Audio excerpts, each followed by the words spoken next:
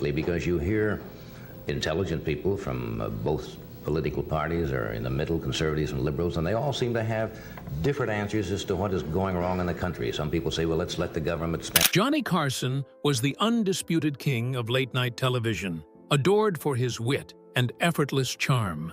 But even the smoothest host had his breaking points. What happens when a legendary showman faces guests who push every boundary?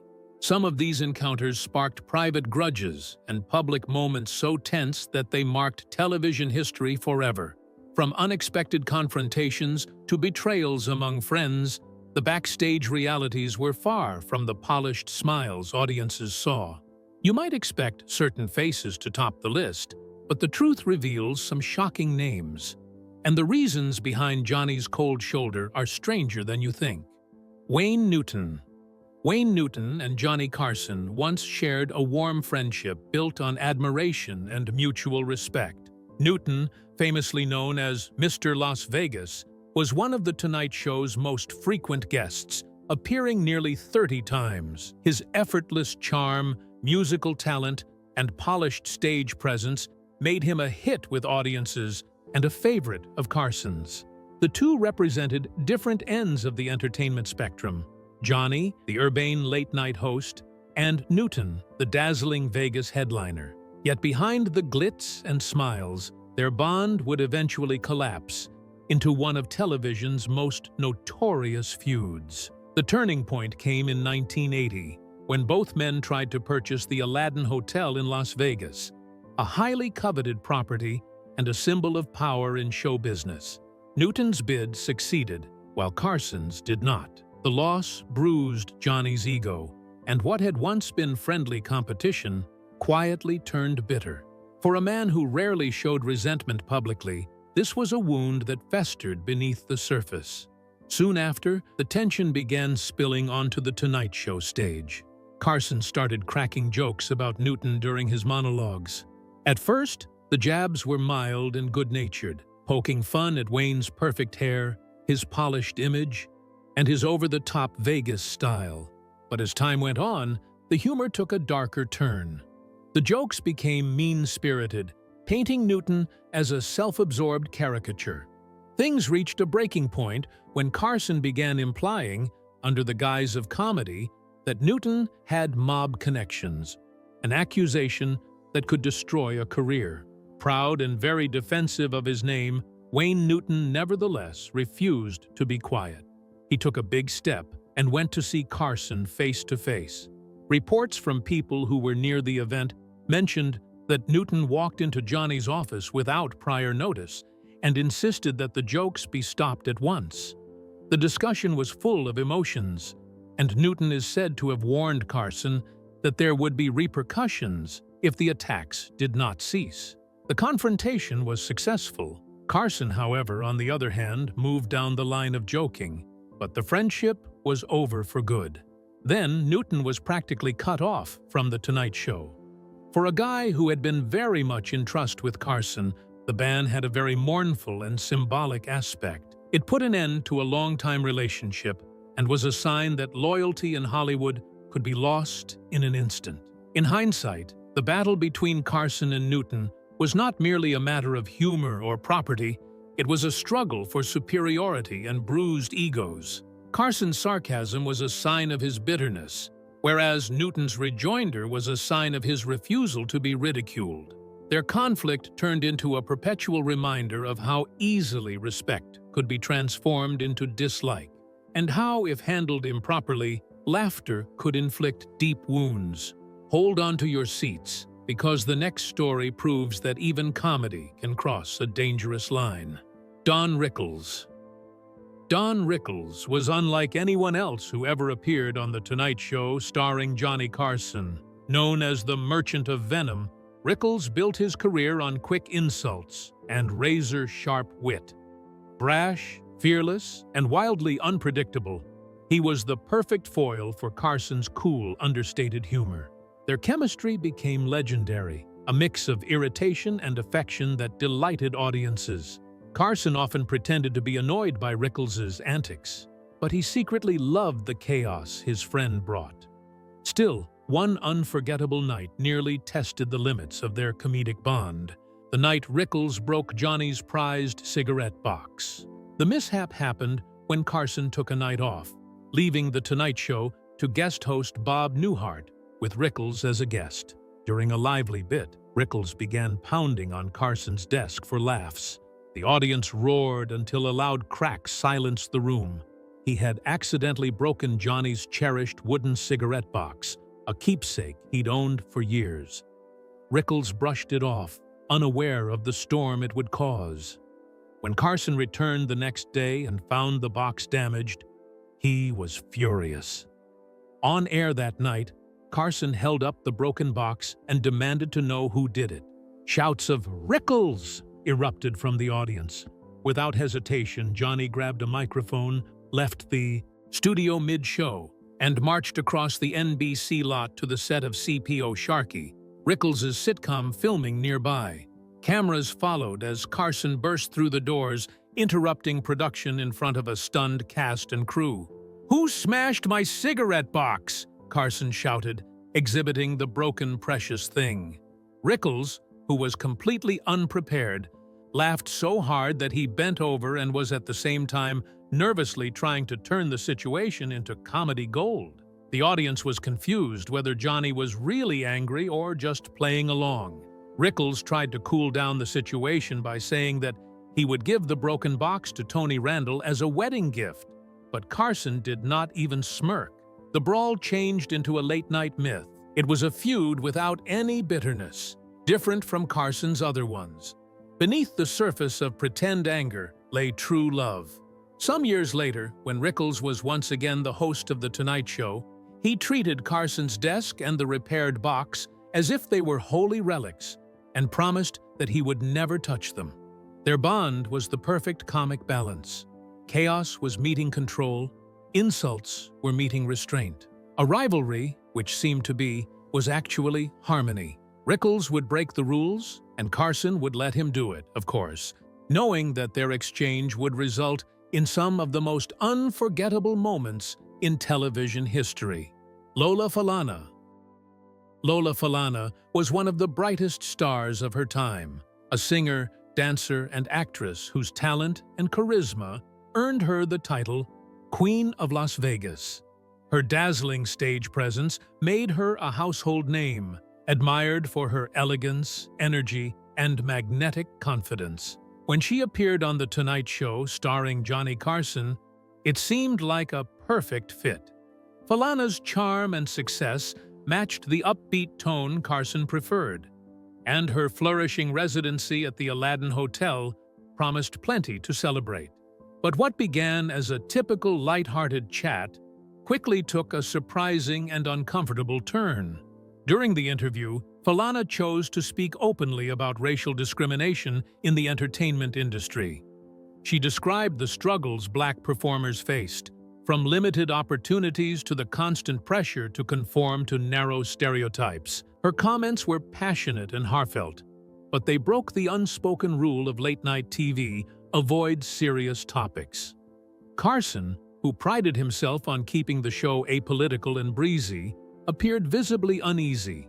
For Falana, the moment was one of honesty and courage. For Carson, it was an unexpected detour into territory he wasn't comfortable navigating. The discomfort wasn't explosive, but it was palpable. A rare instance where the king of late night seemed unsure how to respond. Falana's willingness to speak truth to power, while admirable, clashed with Carson's preference for light entertainment over social critique. The Aladdin Hotel was a poor choice for the setting of her success, and this added awkwardness to the situation. The place had become a point of conflict for Carson because of his rivalry with Wayne Newton, who had bought the property from him. Although Falana was not involved in the matter, her being at the Aladdin triggered feelings of animosity from the past. What was intended to be a celebration of her victory in Vegas turned out to be a painful reminder of Carson's defeat. From that moment on, Falana's invitations to The Tonight Show slipped away without making a fuss. She was never a guest again. Still, her career didn't take a hit. She performed for large audiences all the time, showing that her strength and talent had outlasted even the difficult disappointments. In retrospect, the interview with Lola Falana might be seen as a quiet but strong moment in the history of television. She would not compromise her truth for either comfort or applause. By doing so, she indicated that sometimes integrity goes hand in hand with a price, but the truth leaves behind a legacy that no one can erase. Dana Carvey. Dana Carvey rose to fame in the late 1980s as one of Saturday Night Live's brightest stars, known for his brilliant impressions and clever character work. When he first appeared on The Tonight Show starring Johnny Carson, everything seemed ideal. Carson, the undisputed king of late-night television, had a soft spot for rising comedians with originality and timing, and Carvey fit the bill perfectly. Their early interactions were warm and easygoing, with Carson treating Carvey as a talented newcomer to watch. For a moment, it seemed like a mentor-protege relationship that could open countless doors. Carson gave Carvey several guest spots, helping him reach a national audience. In return, Carvey was openly grateful, often calling Carson a hero. But as Carvey's success on SNL grew, his comedy began to push boundaries, especially when it came to celebrity impressions. One of his most famous targets became Johnny Carson himself. At first, it was just a light parody. But Carvey soon took it further with a sketch that would change everything. The sketch, titled Carsenio, blended Carson's persona with that of Arsenio Hall, portraying Johnny as an aging host trying to mimic younger, cooler trends. It was a sharp, funny bit that audiences loved, but Carson didn't.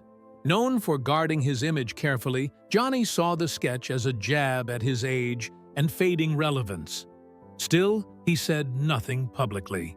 What truly crossed the line was what happened next. In another Tonight Show appearance later, Carvey did the impersonation of Carson right in front of him. What he meant to be a tribute turned out to be a mockery. Carson's forced smile could hardly conceal his irritation, and those who were behind the scenes remarked on the discrimination in the tone instantly. After that night, the invitations of Carvey to The Tonight Show ceased. The unspoken ban was quick and final. When Wayne's World hit it big, Carvey was expecting to promote it from the couch of Carson again. But Johnny refused to, thus signaling a clear message. You do not make fun of the king of late night, especially in his own castle. Looking back, their fallout became a Hollywood cautionary tale. Carvey's impression was hilarious, but it was based on the wrong assumption of Carson's pride. The split put an end to one of comedy's most promising mentor-mentee relationships, and, in the end, proved that although laughter was a part of Johnny Carson's world, there were still limits. Ed McMahon. Ed McMahon was far more than Johnny Carson's sidekick. He was the heartbeat of The Tonight Show's rhythm and chemistry. For 30 years, his booming laugh and iconic introduction, "Here's Johnny," became television legend. McMahon's warmth and enthusiasm balanced Carson's cool precision, creating one of the most seamless duos in entertainment history. Together, they built a nightly ritual that millions tuned in to enjoy. On screen, their connection seemed effortless, a friendship filled with laughter, trust, and perfect timing. But behind the scenes, their relationship was far more complicated than the audience ever realized. Off-camera, the two men couldn't have been more different. McMahon was outgoing and sociable, the life of every party, a man who thrived on conversation and connection. He loved being surrounded by people, whether they were colleagues, celebrities, or fans. Carson, in stark contrast, was intensely private. He avoided social events, rarely mingled outside work, and preferred solitude over company. While McMahon saw their bond as both personal and professional, Carson viewed it strictly as business. To him, The Tonight Show was a performance, not a friendship. Those who worked on the show confirmed that their relationship existed almost entirely within the studio walls. There were no dinner outings, vacations, or late-night hangouts. Once the cameras stopped rolling, so did their interaction. Still, Their professional chemistry was undeniable. McMahon's laughter punctuated Carson's jokes, giving them rhythm and authenticity, while Johnny's dry wit gave Ed a steady counterbalance. The men, however, were not very close. Still, they each showed respect for the other's work. Carson admired the professionalism and consistency of McMahon. All the while, he found the former's overenthusiasm and exuberance annoying. The reports from the circle of Carson indicate that he, in the privacy of his home, told his son that he couldn't stand Ed McMahon. Not because of hatred, but simply because their personalities were so different, and that there was such a deep clash. On the contrary, Carson's need for control and space made McMahon's extroverted warmth feel like an unbearable imposition. However, the tension was always there, but it never affected Carson's professionalism. The audience witnessed a perfect sync between the masters of comedy night after night, a duo who were bonded by their skills rather than by friendship. Their perfectly timed exchanges made it seem to the viewers that they had an indestructible bond, which was, in fact, a mark of their skill in showmanship.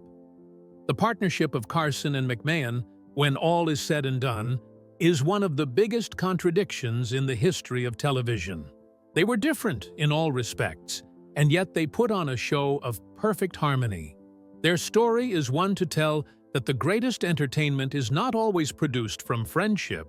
Sometimes it is just the case of right timing, respect, and the shared goal of perfection.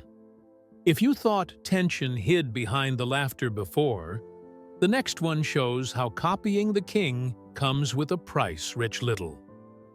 Rich Little, famously known as the Man of 1,000 Voices, was a master impressionist who could mimic anyone, from presidents to movie stars.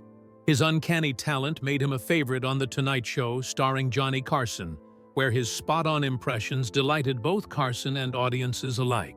Their chemistry seemed effortless, with Johnny often laughing along as Rich jumped between voices with flawless precision. But cracks began to show when Little's most popular impression turned out to be Carson himself. Johnny, who carefully guarded his image as the suave, witty king of late night, grew increasingly uneasy.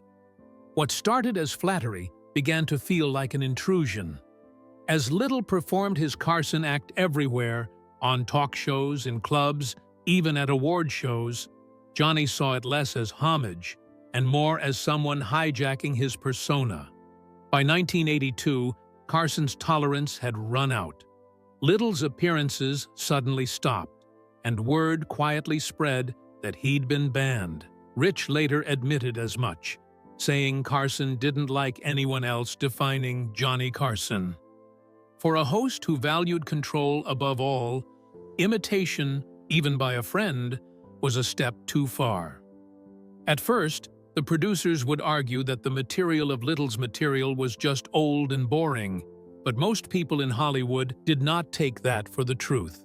The coincidence was just too good, with Carson's anger building up. Losing The Tonight Show was a huge disadvantage for Little, who depended on the exposure to keep his name alive.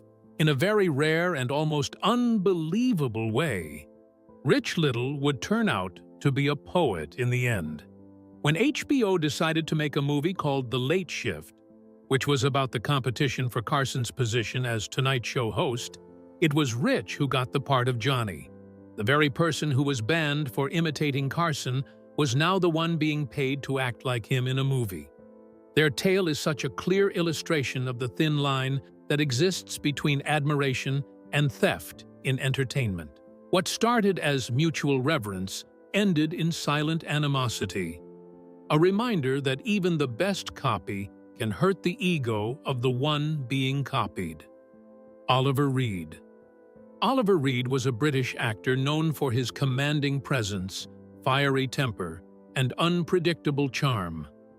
When he appeared on The Tonight Show, starring Johnny Carson, audiences expected wild fun, but what they got was one of the most awkward interviews in the show's history.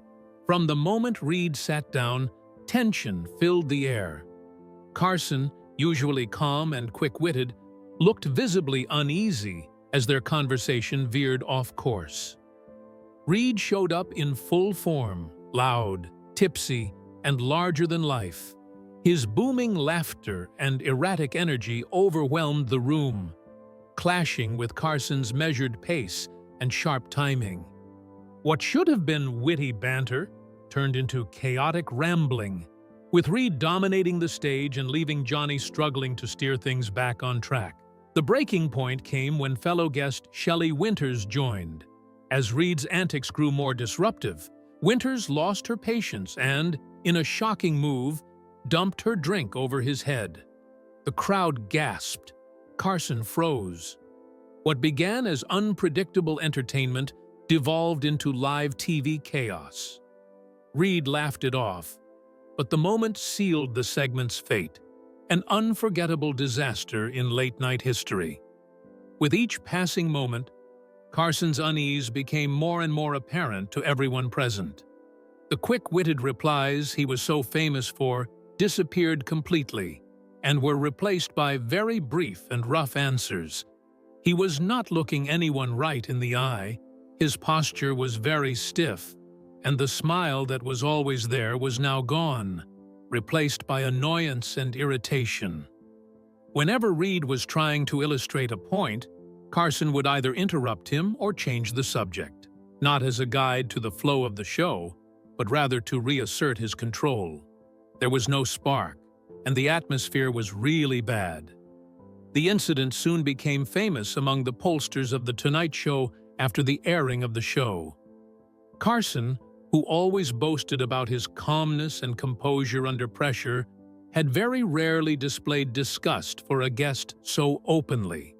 But he certainly did that with Reed. The producers later mentioned that it was one of the rare instances when Johnny looked truly unhappy on camera. He usually could turn uproar into laughter, but not that night. Looking back, the incident with Oliver Reed could be considered a classic case of misaligned personalities. Reed's wild allure and Carson's need for organization collided magnificently, forming a disaster that neither could control. For Carson, it was a reminder that not all the unpredictable guests were good for the show. For Reed, it was just one more tale in his saga of controversy. The outcome was nothing less than unforgettable, and yet painfully awkward, TV. Charlie Callas. Charlie Callas was a truly unique comedian whose manic energy and bizarre sound effects made him a beloved regular on The Tonight Show, starring Johnny Carson. With rubbery expressions and rapid-fire delivery, he could turn pure nonsense into comedy gold. Carson admired his originality, inviting him nearly 50 times, a rare mark of trust and affection. Their chemistry was perfect. Johnny played the cool observer while Callas created hilarious chaos. But in 1982, one performance ended their long friendship and became one of The Tonight Show's most infamous moments. That night started like any other, with Callas storming the stage to roaring applause.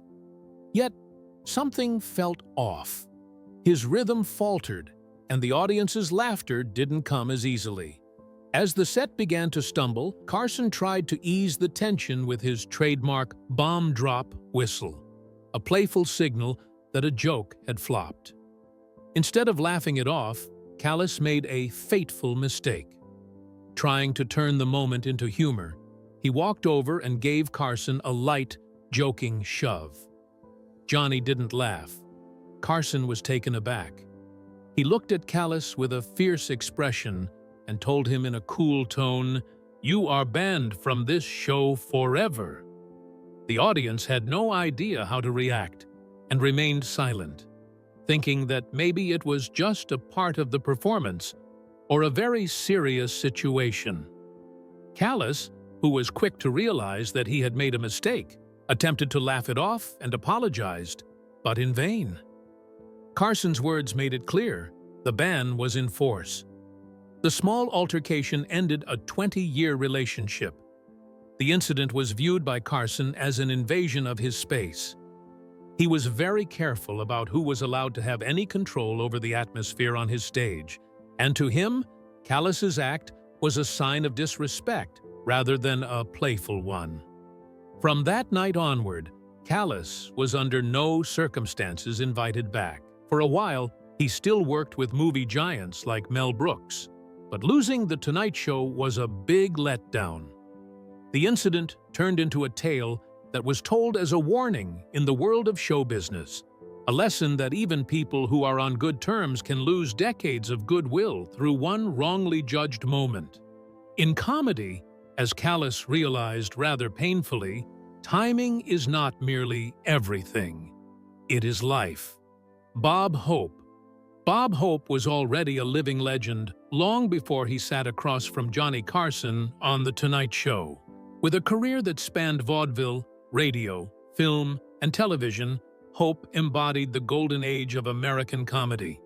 He was adored for his quick wit, tireless work ethic, and dedication to entertaining U.S. troops. Every time he appeared on Carson's show, it felt like an event. But beneath the showbiz smiles, tension simmered. Carson deeply respected Hope's legacy, yet found him increasingly frustrating. A clash between two generations of comedy that valued very different things. Carson's humor thrived on spontaneity. He loved unpredictability, sharp timing, and unscripted conversation. Hope, on the other hand, relied on precision. Every word, gesture, and laugh line was meticulously written by his team of writers. For Hope, preparation was professionalism. For Carson, it was artificial. When Hope appeared on The Tonight Show, producers had to follow pre-approved questions. If Carson deviated from the script, Hope often stumbled, unable to improvise. The result was forced and awkward, the opposite of the natural flow that defined Carson's interviews. One night in the 1980s, things reached a breaking point. Hope appeared frail and disconnected, struggling to keep up as Carson gently tried to carry the segment. Watching his hero depend entirely on cue cards, Johnny later told staff, "If I ever end up like that, I want you to shoot me." It wasn't cruelty, but sorrow. Hope had become trapped by his own legend, unable to evolve. To Carson, he symbolized the danger of outliving one's creative instincts. Off-camera, their discrepancies grew greater. Hope had a great power at NBC and sometimes turned The Tonight Show studio into his own special, thus changing the routine of Carson. He would even book himself as a guest whenever he had something to promote, which meant Carson had to comply. The situation blew up when Hope, being a comedian, gave Carson pre-written jokes for a presidential gala, which was considered an insult to a comedian who boasted of using only original material. The straw that broke the camel's back was when Hope inquired if he could use the laughter track from one of Carson's monologues for his own show. For Johnny, this was the last drop. Hope was stealing the very thing that he had lost: authenticity. Carson never denounced him openly, but the insiders were aware that he held his respect for Hope on professional grounds only. Their strained relationship represented the rift between the old-fashioned scripted comedy and the new unpreparedness. For Carson, it was a lesson that lasted. When comedy stops being real, the audience's laughter means nothing. Keep your seat. The next story takes a shocking turn from admiration to heartbreak. Joan Rivers. Joan Rivers and Johnny Carson shared one of television's most pivotal relationships. When Rivers first appeared on The Tonight Show starring Johnny Carson, she was a rising comedian known for her sharp wit and fearless humor. Carson instantly recognized her talent, calling her a real find, and their chemistry was undeniable. His calm demeanor perfectly matched her bold, biting style. Over time, she became not only a favorite guest, but also his trusted fill-in host. By the mid-1980s, Rivers was no longer just part of The Tonight Show lineup. She was family. Carson had helped turn her into a household name, and audiences saw them as a perfect duo. Mentor and protege, united by mutual respect and laughter. But behind the cameras, Rivers' ambition grew. After years of being second in command, she wanted her own spotlight, her own show.